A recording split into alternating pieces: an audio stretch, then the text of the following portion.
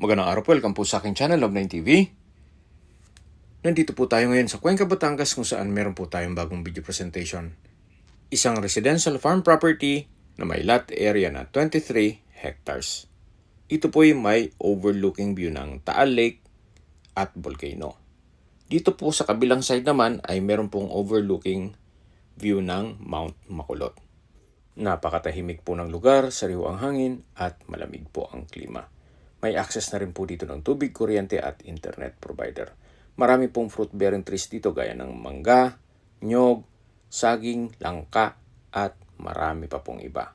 Ang full video po ay mapapanood niyo sa aking YouTube channel na Love9 TV Official. Binebenta po ito ni owner sa halagang 1,200 pesos per square meter. Kung may mga katanungan po kayo, tawag lang po kayo sa aking numero. Maraming salamat.